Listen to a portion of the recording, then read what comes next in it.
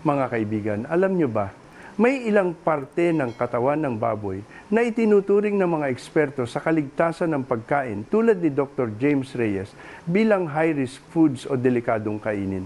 Ito ay dahil naglalaman ang mga ito ng maraming bakterya, mabibigat na metal, heavy metals, at maging mga matatapang na hormones na sapat upang guluhin ang sistema ng katawan ng tao. Ang ilan sa mga parting ito ay may taglay na kolesterol na ilang dosenang beses ang taas kaysa sa inirerekomendang dami, isang invisible killer para sa ating puso at ugat.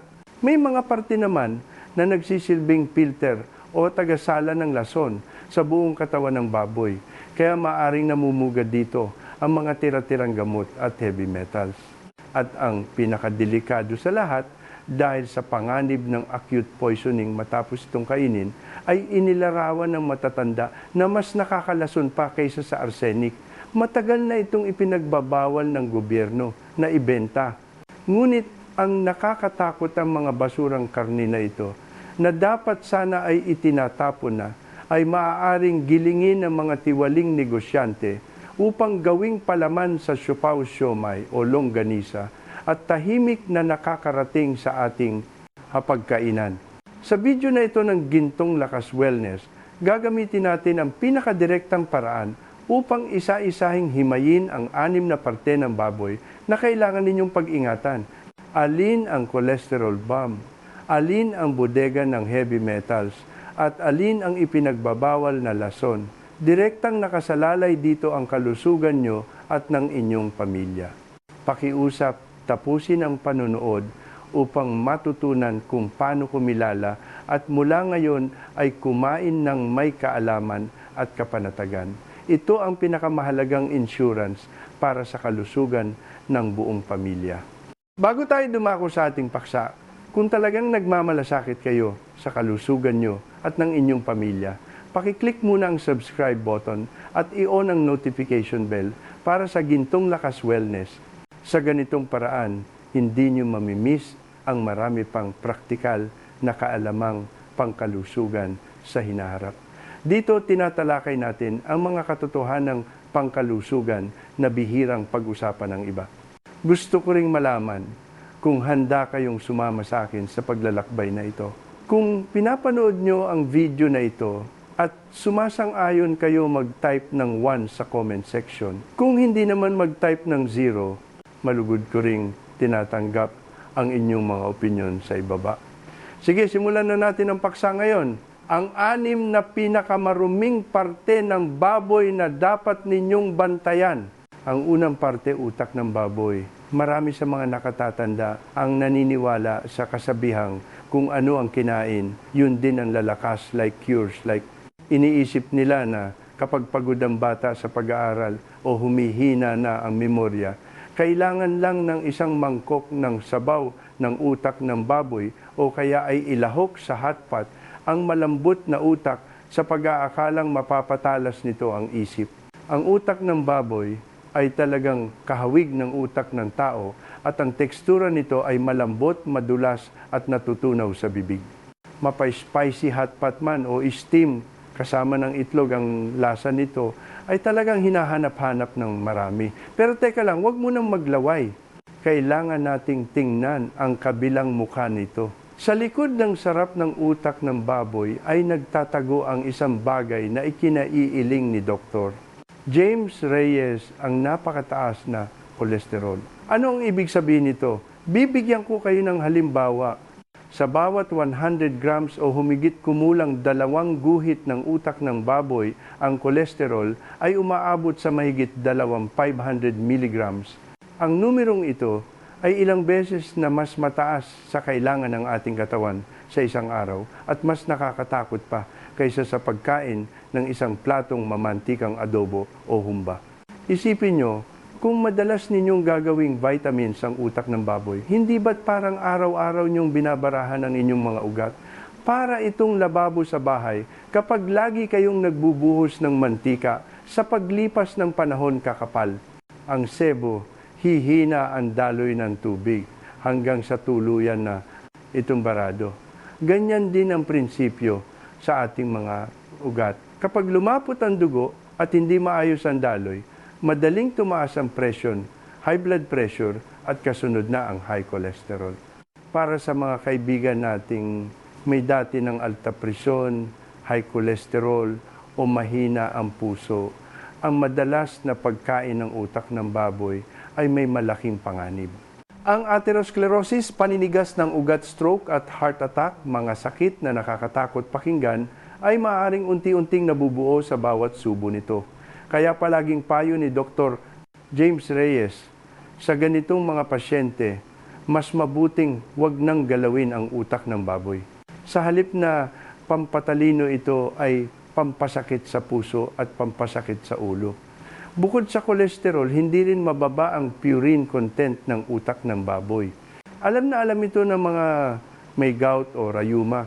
Kapag naparami, siguradong mapapasigaw sa sakit ng kasukasuan. May mga nag-aalala rin na baka naiipon ang heavy metal sa utak ng baboy. Isipin nyo kung ang baboy ay nabubuhay sa maruming kapaligiran na may tingga, lead o mercury. Posibleng ang dumaan ito sa dugo at maimbak sa utak. Pero huwag naman nating masyadong takutin ang ating sarili. Basta't binili nyo ang karne sa maayos na pamilihan at dumaan sa inspeksyon ang kaso ng acute poisoning dahil sa heavy metals ay bihirang mangyari, mas dapat nating ikabahala ang bomba ng kolesterol.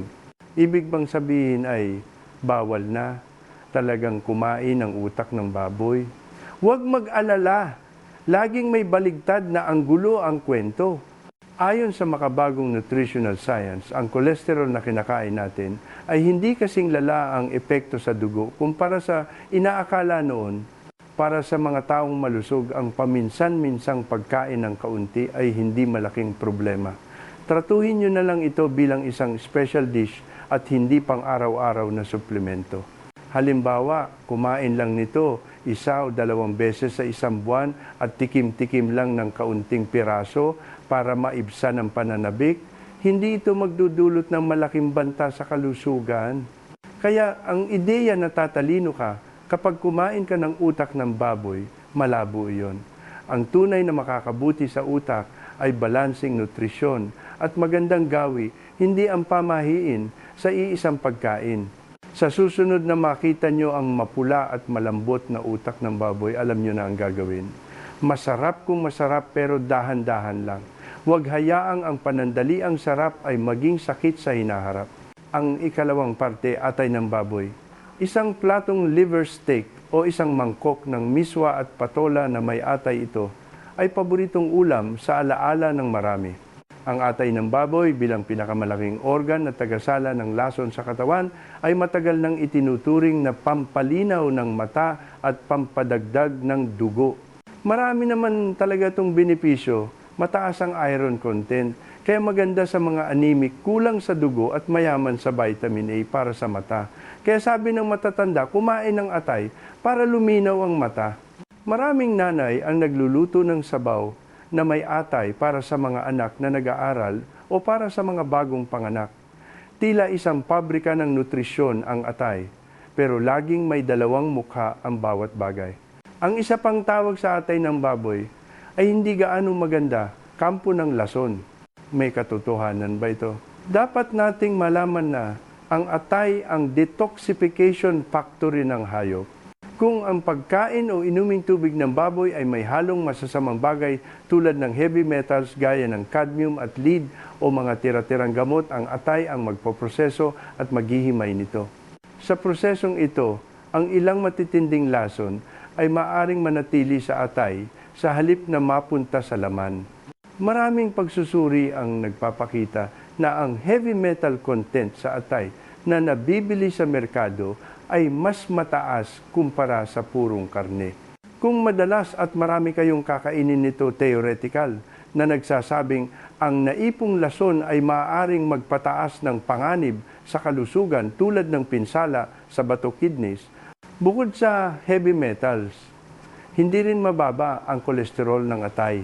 Sa 100 grams ng atay, meron itong humigit kumulang 300,400 milligrams ng kolesterol, kaya isa rin itong high cholesterol food. Pabigat din ito sa puso kung sosobrahan. Isa pang panganib na madalas makaligtaan ay ang vitamin A toxicity. Maganda ang mataas na vitamin A pero kapag sumobra nagiging lason na. Ang labis na pagkain ng atay ay maaring magdulot ng pagkahilo, pagsusuka, sakit sa buto at pinsala sa atay ng tao. Hindi ito biro. Nakakatakot ba pakinggan? Pwede pa bang kainin ang atay? Siyempre naman, basta tandaan ang ilang susing paalala ni Dr. James Reyes, siguraduhin ang pinagmulan, bumili sa mga lehitimong supermarket o palengke kung saan dumaan sa inspeksyon ang karne. Kontrolin ang dami, huwag araw-arawin at huwag ubusin ang kalahating kilo ng mag-isa.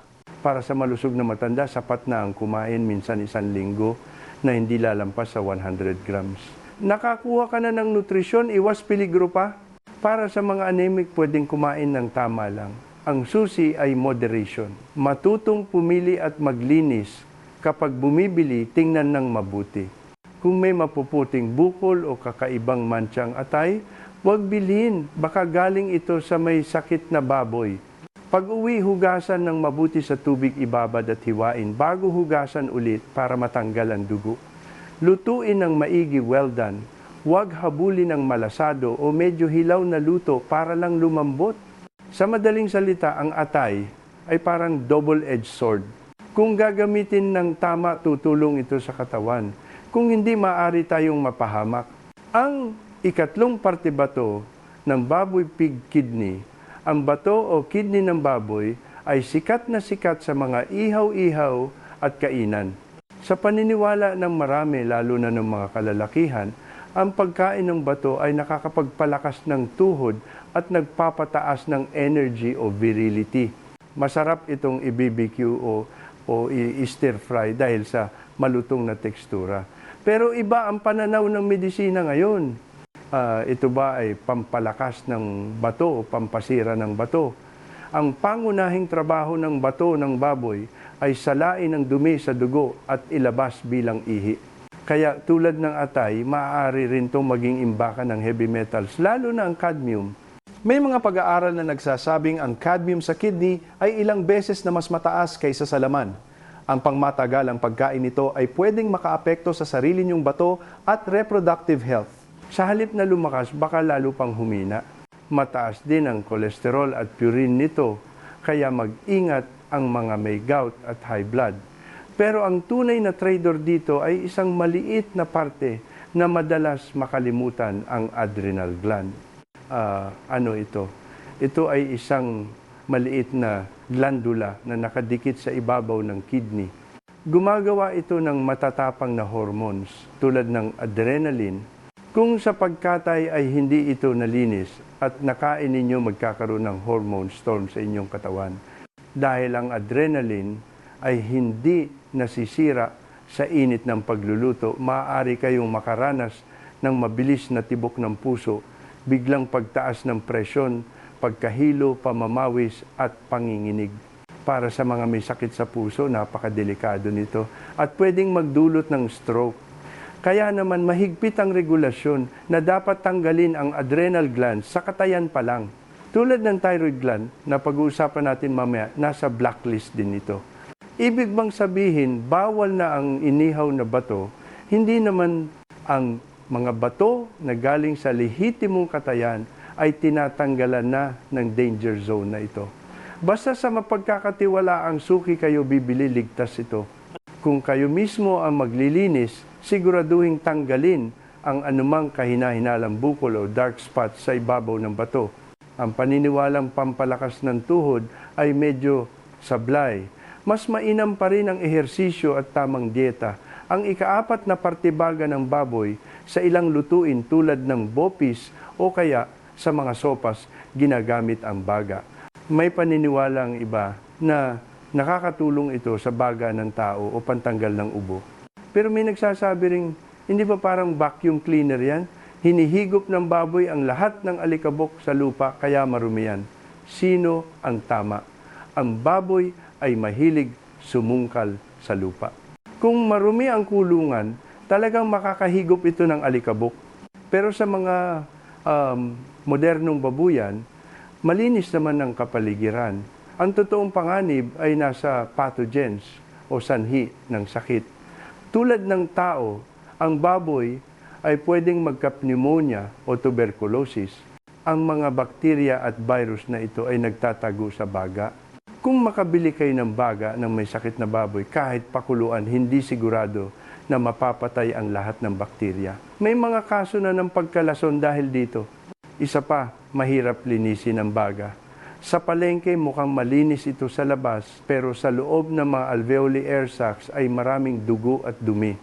Kung magluluto kayo sa bahay, kailangan itong isalpak sa gripo at paulit-ulit na i-flush hanggang sa pumuti ng tuluyan ng baga. Napakatrabaho nito at kung magkakamali, may maiiwan na dumi. Alam nyo ba sa ibang bansa tulad ng Amerika, ipinagbabawal ang pagbenta ng baga ng baboy para sa pagkain ng tao dahil sa takot sa residue at sakit. Kaya hindi nyo ito makikita sa mga palabas nila. Sa Pilipinas, legal naman ito. Kung paborito nyo ang bopis, siguraduhin lang ang 3 bagay: tamang pinagbilhan, tamang linis at tamang luto. Ang ika-5 parte, bituka ng baboy large intestine, bituka ng baboy chicharong bulaklak o kaya isaw. Ito ay love-hate relationship para sa marami. Masarap, malinamnam at nakaka-addict ang texture, lalo na kung prito o nasa sabaw. Pero para sa iba, ang amoy pa lang ay nakakahilo na, lalo na kung iisipin na dito dumadaan ang dumi ng baboy. Pwede bang kainin ng ligtas? Ang totoo, ang bituka ang may pinakamalaking hygiene risk. Dito nakatira ang bilyon-bilyong bakterya tulad ng E. coli at mga itlog ng bulate. Kung bara-bara ang paglilinis at hindi naluto ng maayos, sigurado ang sakit ng tiyan, pagsusuka o impeksyon ng bulate. Ang paglilinis ng bituka ay isang sining at pagsubok sa pasensya. Kailangan ng asin, suka at harina para kuskusin ng paulit-ulit, baliktarin at tanggalin ang lahat ng uhog at dumi. Halos kalahati ng sarap ng isaw o kalyos ay nakadepende sa linis. Ang problema kung kakain kayo sa labas, sigurado ba kayong kasing tiyaga nyo maglinis ang kusinero? Kung shortcut ang gagawin nila, dumi ang kakainin nyo. Bukod sa dumi, tad din ito ng taba at kolesterol. Ang mga putahe tulad ng chicharon o crispy pata na minsan kasama ang bituka ay niluluto sa maraming mantika. Masama ito sa mga may high blood at gout. Pwede pa rin kumain pero sundin ang payo ng gintong lakas, wellness, kalinisan at moderation. Sa suking malinis lang kumain o ikaw mismo ang magluto at huwag araw-arawin. Ang ika-6 na parte laman sa leeg o batok, neck, meat, lymph nodes. Ito ang tunay na hari ng lason, ang lymph nodes o kulani sa leeg. Ito ang parte na dapat talagang iwasan. Ang leeg ng baboy ay may karne na kung tawagin ay batok o sa ibang termino ay jowl meat. Pero sa ilalim nito, nagtatago ang maraming kulay abo o madilaw-dilaw na bukol. Iyan ang lymph nodes. Ang lymphatic system ay ang basurahan at depensa ng katawan. Kapag may sakit ang baboy dito, naiipon ang mga bakterya, virus at lason para harangin. Kaya ang mga kulani ay puno ng bangkay ng bakterya at lason. Dagdag pa dito sa leeg, madalas tinuturukan ng gamot ang baboy kaya pwedeng may residue ng antibiotics. Pero ang mas delikado ay ang thyroid gland na nasa leeg din. Naglalaman ito ng maraming thyroid hormones. Ang hormones na ito ay napakatibay sa init. Kahit iprito o ilaga, hindi agad nawawala. Kung makakain kayo nito para kayong tinurukan ng overdose na hormones, magkakaroon kayo ng thyrotoxicosis, mabilis na tibok ng puso, hindi makatulog, nanginginig at pwedeng mahimatay. May mga totoong kaso na ng food poisoning dahil dito. Dahil dito mahigpit na utos ng gobyerno na dapat tanggalin ang mga kulani at thyroid glands sa katayan at itapon bilang basura. Bawal itong ibenta. Pero sa totoong buhay may mga tiwaling negosyante na kumukuha ng murang basurang karne na ito gigilingin at ihahalo sa giniling para maging siomay, siopaw, bola-bola o longganisa. Dahil durog na hindi nyo na mapapansin, paano iiwas? Huwag magpapaloko sa presyo. Kung ang siomay o longganisa ay sobrang mura at kahina-hinala, mag-isip na kayo. Tingnan ang karne. Ang sariwang karne ay mapula at makintab. Kung ang karne ay madilim, malagkit at may maliliit na butil-butil o bukol, pag hiniwa mag-ingat baka kulani yan. Sa pagtatapos, mga kaibigan, natalakay na natin ang 6 na parte mula sa utak na pampataas ng kolesterol atay at bato na pwedeng may heavy metals baga at bituka na mahirap linisin hanggang sa kulani sa leeg na talagang lason. Nalaman natin na ang mga sabi-sabi ay may basehan din sa siyensya. Ibig bang sabihin ay hindi na tayo kakain ng baboy? Hindi naman. Ang layunin ng video na ito ng Gintong Lakas Wellness ay hindi para takutin kayo, kundi para turuan kayo iwasan ang mga bawal tulad ng kulani at thyroid. Sa mga laman loob naman tandaan, ang tikim-tikim lang. Huwag gawing pang-araw-araw na ulam. Sa panahon ngayon, may kakayahan na tayong pumili ng mas malusog na pagkain. Huwag manghinayan sa presyo kung kalusugan naman ang nakataya. Piliin ang malinis sariwa at ligtas. Kung nakatulong sa inyo ang video na ito, huwag ipagkait ang inyong like at ishare ito sa inyong pamilya at mga kaibigan. Kung gusto nyo pa ng mga payong pangkalusugan na base sa siyensya at talagang makakapagpabago ng buhay, mag-subscribe na sa Gintong Lakas Wellness. Kita-kits sa susunod na video. Yeah.